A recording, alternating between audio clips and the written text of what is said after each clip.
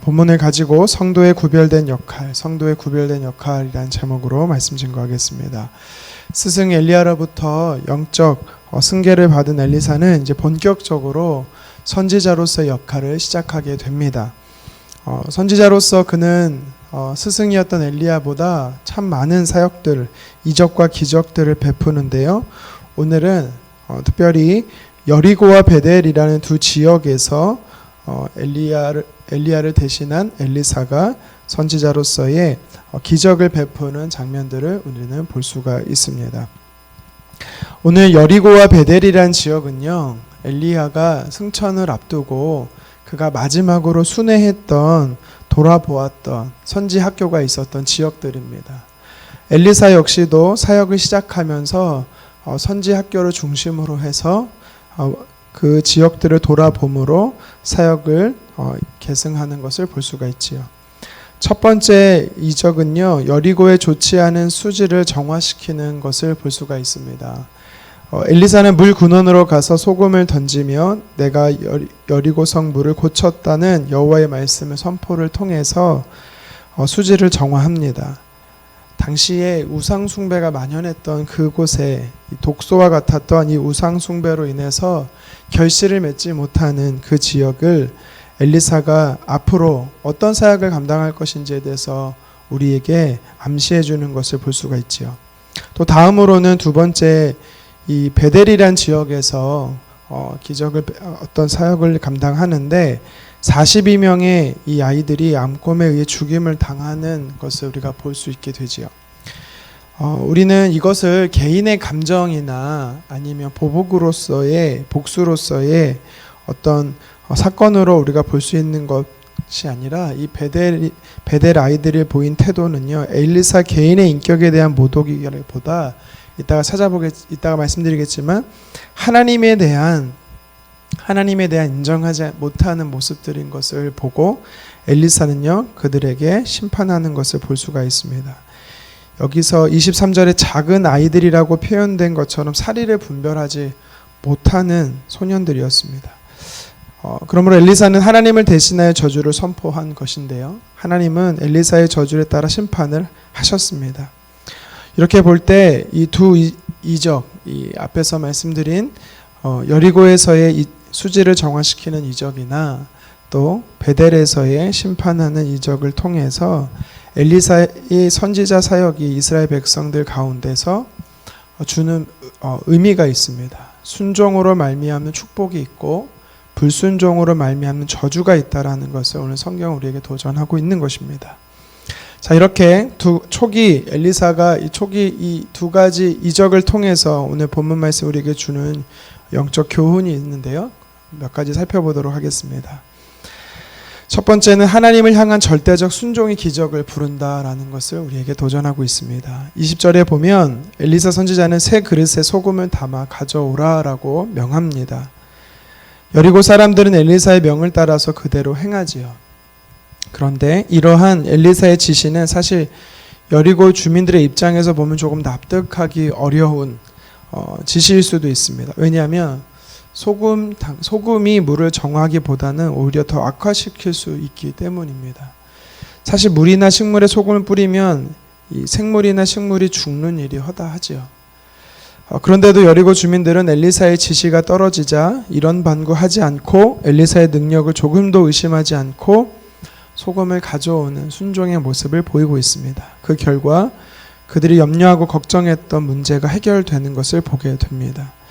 여기서 우리가 깨닫게 되는 것이 무엇입니까? 하나님의 말씀은 어떤 것이든 무엇이든지 하나님의 백성인 우리들이 순종을 하면 하나님께서 우리의 순종을 통해서 역사하신다라는 것이지요. 우리가 하나님의 말씀에 순종할 때 놀라운 일이 벌어지는 것입니다. 기적이 일어나는 것이죠. 요한복음 2장에 보면 예수님께서 가나안 혼인잔치에 포도주가 떨어졌다라는 이야기를 듣습니다. 그래서 종들에게 무엇을 말합니까? 두 가지를 명하시죠. 항아리에 물을 채우라는 것이고 그 물을 연회장에게 가져다 주어라 라는 것이었습니다. 이에 하인들은 항아리를 물에 가득 채웠고 연회장에 가져다 주었습니다. 물이 변하여 포도주가 되었던 그 기적은 순종했던 그 하인들은 보았다라고 성경은 이야기하고 있습니다. 기적을 경험했다라는 것이죠. 또 누가복음 6장에 보면 물고기 2마리와 보리떡 5개를 가지고 5,000명 이상을 먹이신 이 예수님의 놀라운 기적 역시도요, 예수님이 명하신 것에 대한 순종을 통해서 하나님께서 기적을 베푸신 것을 우리는 보게 되는 것입니다. 구약시대나 예수님 당시나 또 오늘날이도 마찬가지입니다. 비록 오늘날에는 성경에 기록되어 있던 이런 이적과 기적이 많이들 없다고도 말하지만, 그러나 지금 역시도요, 기적은 있습니다. 순종을 통해서 그 기적이 일어난다라고 성경은 우리에게 도전하고 있는 것입니다. 왜 오늘날 시대 기적이 좀 적은가? 그 이유는요, 기록된 하나님의 말씀, 성경이 완성됐기 때문에 그럴 수도 있습니다. 그렇지만 계속해서 오늘 기록된 하나님의 말씀이, 성경이 우리에게 도전하는 것은 무엇이냐면, 하나님의 백성들은 믿고 순종하기만 하면 하나님이 일하신다라는 겁니다. 하나님의 손은 지금도 살아 역사하시는 것입니다. 하나님께서는 지금도 말씀을 신뢰하고 그 말씀에 순종하는 자들을 통해서 성령으로 역사하시는 분이십니다. 우리가 이 사실을 믿고 오늘도 하나님의 말씀에 순종하는 그대로, 액면 그대로 믿는 저와 여러분 되기를 주님의 이름으로 축원합니다. 순종하기만 한다면 하나님이 역사하신다라고 오늘 우리에게 도전하고 있는 것입니다. 계속해서 오늘 성경 말씀에 우리에게 주시는 영적 교훈이 무엇인가?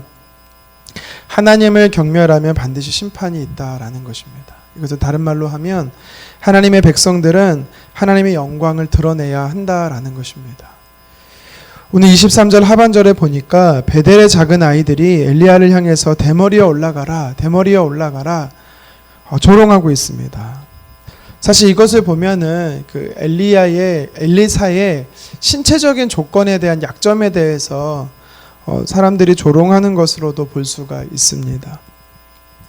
하지만 이거는 더 깊은 의미가 담겨 있는데요. 과거에 이 나병에 걸린 사람들은 신체에서 털이 막 다 빠졌습니다. 그러니까 대머리 역시도 사실은 나병 때문에 대머리가 된 사람들은 그 전염성 때문에 지역 사람들에게 있어서는요, 어울릴 수 없는 사람, 조롱받고 그 지역에서부터 격리되는 사람들이었습니다. 그래서 올라가라라는 표현을 듣는 것입니다. 그런데 오늘 성경에 보면은요, 베델에 이 작은 아이들이라는 표현이 있는데요, 여기서 아이들이라는 해석은요, 우네아림이라는 것으로서 아직 결혼하지 않은 사람들이라는 의미가 있습니다. 그러니까 이제 막 태어난 아이에서부터 나이가 좀 있더라도 아직 결혼하지 않은 청년에 이르기까지 모두 다 포함하는 것입니다. 엘리사를 나병에 걸린 하나님께 저주받은 자로 여기며 조롱하던 그 무리들이 많았다라는 것인데요. 당시 우상 숭배에 만연했던 이 사람들이 하나님의 기름 부음 받은 선지자의 권위를 인정하지 않았다라는 겁니다.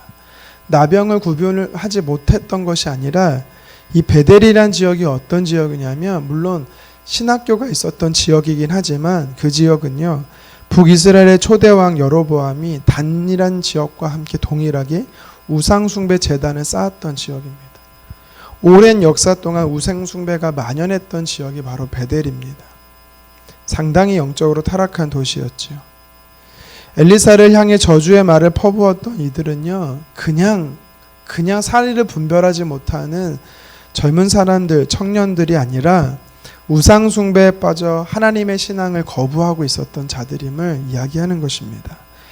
그것을 또 어떻게 알 수 있냐면, 이 작은 아이들이라고 말하는 이 작은이라는 단어가 히브리어로 카탄이라는 단어인데요, 어리다, 미숙하다라는 뜻도 있지만 미혹되다, 더럽혀지다라는 뜻도 있습니다. 다시 말해서 이들이 우상숭배에 더럽혀지고 우상숭배에 미혹되어 있던 아직 결혼하지 않았던 청년들이라는 의미가 있는 것입니다. 무슨 의미인지 이해되시겠죠?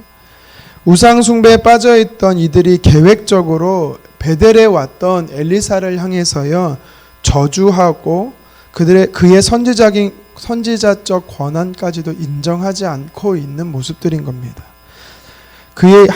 이 의미가 무슨 뜻이냐면, 다시 말해서 그를 선지자로 세우셨던 하나님까지도 인정하지 않았다라는 것이죠. 광야에서 이스라엘 백성들이 마실 물이 없고 먹을 음식이 없을 때 모세를 향하여 원망합니다. 그런데 단순히 모세만 원망한 것이 아니라 모세를 세워서 출애굽을 시켰던 그 하나님까지 원망하고 있었던 것을 우리가 잘 알지요. 그거랑 똑같다라는 것입니다. 하나님을 경멸한 것으로서 그들이 하나님의 심판을 받아 죽어 마땅하다라는 것을 오늘 성경이 이야기하는 것입니다. 엘리사는 그러면 무엇을 한 것인가? 분노한 거다라는 것은 이 엘리사의 분노가 무엇을 의미하냐면 하나님의 영광이 땅에 떨어지는 것, 하나님의 이름이 땅에 떨어지는 것을 그는 분노한 것입니다. 그래서요 그는요 하나님의 이름을 드러내기 위해서 심판을 선포한 것입니다. 이것은 오늘날에 우리에게 주는 또 메시지가 있습니다. 이 시대에 하나님이 없다라고 말하는 자, 이 시대에 하나님에 대해서 거부하고 하나님의 영광을 떨어뜨리는 모든 자는 반드시 심판을 받게 된다라는 것을 또 우리에게 도전하는 것입니다. 반대로 하나님의 사람인 저와 여러분들은 하나님의 영광을 위해서 오늘도 살아야 되는 사명이 있다라는 것입니다. 말씀을 정리하겠습니다. 엘리사가 본격적으로 사역을 시작합니다. 선지자로서의 사역을 시작합니다. 그가 했던 지역은 여리고와 베델이란 지역이었습니다. 그가 첫 번째 했던 것은 사람들의 생명을 구해주는 역할이었습니다. 엘리야 선지자도 첫 사역이 사르밧 과부의 가정의 목숨을 살리는 일이었던 것처럼 엘리사 역시도 사람의 목숨을 살리는 일에 그의 삶을 드렸습니다. 이것은 저와 여러분에게 도전합니다. 하나님의 사람으로서 오늘도 우리가 어떤 역할을 감당해야 되는가? 사람에게 유익이 되는, 사람들에게 영향력을 흘려보내는 그런 삶을 살아야 된다라는 것입니다. 계속해서 베델을 통한 그의 분노와 같은 심판은 무엇을 의미합니까? 하나님의 이름을 높이는, 하나님의 영광을 드러내는, 하나님을 부정하는 자들을 향하여 심판을 선포할 수 있는 그 사명을 저와 여러분들이 감당해야 된다라는 것입니다. 이 두 가지 사명이 오늘 저와 여러분들에게 주어졌습니다. 이 사실을 기억하면서 오늘 하루도 하나님의 영광을 위해서 또 많은 사람들에게 영향력을 흘려보내는 삶이 되시기를 주님의 이름으로 축원합니다. 기도하겠습니다.